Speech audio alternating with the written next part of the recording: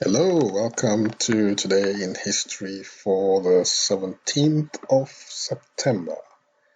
My name is Sotonye Fiesimo. Let's roll back the blind to the year 1374. This picture illustrates what has been known, or what is known today as the Pact of Koszyce. That pact was made between the Polish nobility and their king, Louis I, who ruled from 1370 to 1382, in which the nobles promised to accept the king's choice of successor in exchange for a charter that guaranteed their basic rights and privileges. So, the Pact of Koszyce, I hope I'm pronouncing it correctly. Correct me if I'm wrong. It's spelled Koszyce. So, Pact of Koszyce was made on this day between the Polish nobility and their king, Louis I. Okay, let's move on to the year 1787. Pictured here is a painting of the signing of the U.S. Constitution by 39 delegates of the Constitutional Convention. So the year again was 1787. Pictured here is the U.S. Constitution being signed. Okay, let's move on to the year 1861. On this day, the Hampton Institute, pictured here, was founded. The American Civil War had shortly begun, and the Union Army held control of Fort Monroe in Hampton, Virginia, at the mouth of Chesapeake Bay. In May of that year, Union Major General Benjamin Butler decreed that any escaping slaves reaching Union lines would be considered contraband of war and would not be returned to bondage. This resulted in waves of enslaved people rushing to the fort to reach in search of freedom. A camp to house the newly freed slaves was built several miles outside the protective walls of Fort Monroe. It was named the Grand Contraband Camp and functioned as the United States' first self-contained African American community. Okay. In order to provide the masses of refugees some kind of education, Mary Peake, a free Negro, was asked to teach, even though an 1831 Virginia law forbade the education of slaves, free blacks, and mulattoes. So, just going to show you a bit of more about the Hampton Institute. So, the Emancipation Oak, and as you can see from here, it says to the west, on the grounds of Hampton, well, it's now called Hampton University, started off as an institute, stands the Emancipation Oak under its sheltering limbs, protected and encouraged by the occupying Union Army and prominent local church leaders.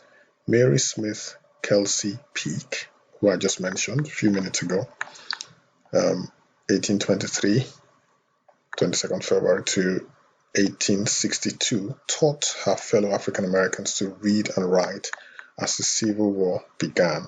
She founded the first black school in Hampton at Brown Cottage in September 1861, so obviously on this day in September. It was a forerunner of Hampton University. In 1863, following the issuance of the Emancipation Proclamation by President Abraham Lincoln, Hampton residents gathered beneath the oak to hear the text read aloud. So, the Emancipation Oak. This is actually a plaque that's been placed very close to the oak tree where this lady, Mary Smith Kelsey Peake, taught her fellow African Americans to read and write. Okay, so that's the oak tree. Okay. And last but not least of the pictures, that's Hampton University today. Okay, so apparently that oak tree still stands till this day. So a bit of history. Hampton Institute, founded today, now Hampton University, pictured here. It's a modern, tall building. Okay, so let's move on to the next newsworthy item on this day. 1901. Sir Francis Chichester was born. Who was he? He was a British adventurer who sailed around the world alone. He is a very, very brave man. He did that between the years 1966 and 1967 in a 55-foot or 17-meter yacht called the Gypsy Moth. So Gypsy Moth the Fourth.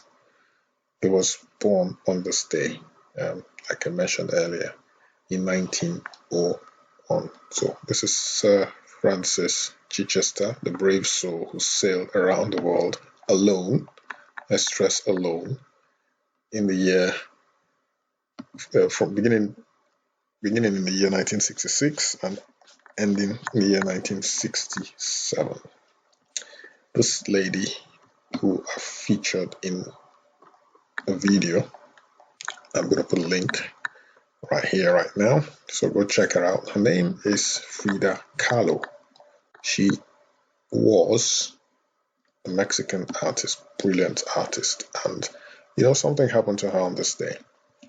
She was severely injured in a bus accident, and during her recovery she began painting, and soon, wait for this, abandoned her plans for a career in medicine. So essentially, if this lady had become, well, let me backtrack a bit. If she hadn't had this accident, she would very likely have become a medical doctor, and very likely she would have been lost to history. Very likely, because there are not many medical doctors that become famous. She decided to pursue a career in painting, in fine arts, and today she has been described as a surrealist or magical realist. Her art is inspired by the nature and artifacts of Mexico. So that's Frida Kahlo. I'm going to show you some of her paintings, quite a few. This looks like a picture. Oh yeah, it's a very, very vivid picture. So one of her paintings here, self-portrait, another self-portrait, self-portrait. Yep, so many self-portraits of her. This would be her as a young girl, very young girl. So it's very good. Fantastic artist, if you ask me.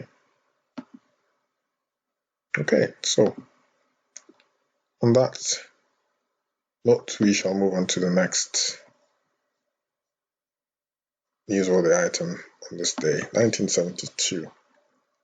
One of my favorites on TV. The American TV series MASH. It's a military comedy.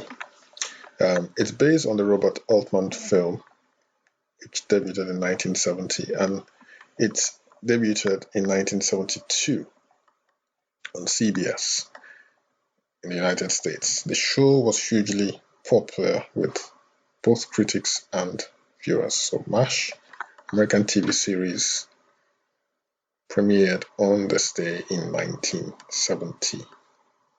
1972, I beg your pardon. So 1978, on this day, history was made when Anwar Sadat Jimmy Carter, and Menachem Begin. These three men were the leaders of Egypt, the United States, and Israel.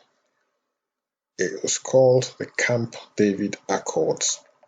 So it was concluded on this day, negotiated by US President Jimmy Carter, and it led to a peace treaty between Egypt and Israel and a border framework for pursuing peace in the Middle East.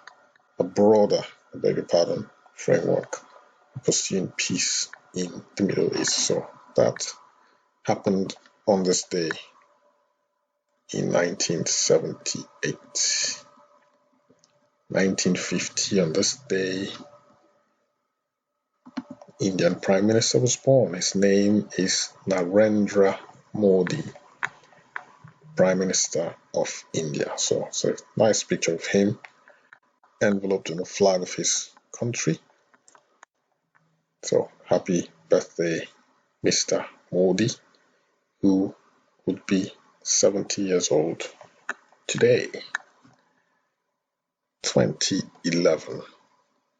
What happened on this day? Occupy Wall Street.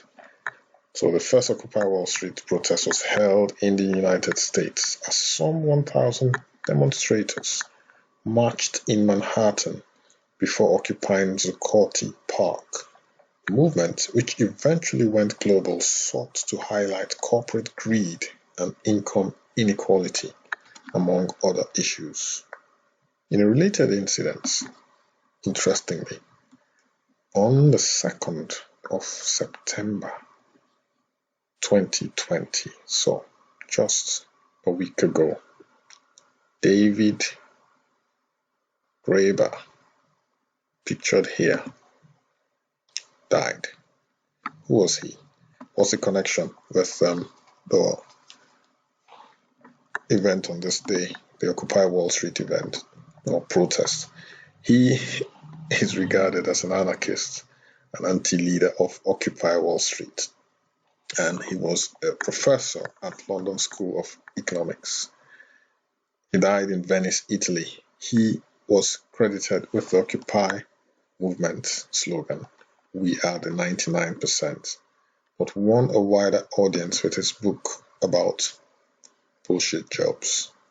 So that's the guy who triggered the Occupy Wall Street, the leader of the Occupy Wall Street movement.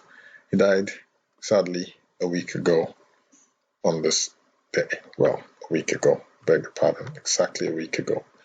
So, one more picture of his famous slogan, "We are the 99%, being held up here by a protester. Okay, I'm going to talk about this a bit, about corporate greed and how, say, the head of a company or, someone who has been employed would be earning the salaries of several people who work harder than him. Okay, yeah, you have a higher position, but it is the job that these people at the top do. Is the salary commensurate with the job that they do? Should there be such a yawning gap between the haves and the getting by? We're not even talking about the haves and the have-nots, those who are just getting by. Is there some sort of conspiracy out there to keep us coming back to our jobs, to pay us just enough so that we keep coming back day in, day out, week in, week out, month in, month out? Is there some sort of conspiracy by the government, by the systems in power to keep us down? It's up to you guys. You can drop me a comment in the comment section below, because you hear about the stupendous wealth of people who head companies. I'm not talking about those who own them. That's a different ballgame. If you own a company, you can do whatever you want to do with your company. But you've been employed, and then you're still being given millions and millions of pounds or dollars or whatever the case may be. And then those who you oversee are just getting by. Is it fair? Is it fair? The yawning gap, it happens in football as well. footballers being paid £200,000 a week. When the people who are earning a thousandth, literally a thousandth of that same amount every week. Yeah, that's what's happening. People on low-income jobs, people on what's the word now? There's a word for that's used in the UK, where you're not allowed to be paid less than a certain amount of money. Minimum wage. Those are minimum wage. Will probably be on about £200 a week. And then there are people, footballers. I mean, I don't have anything against footballers being paid well. But we are the ones fueling this greed. Because we just want to let them be. Yeah, I think the world needs to be a bit more equitable.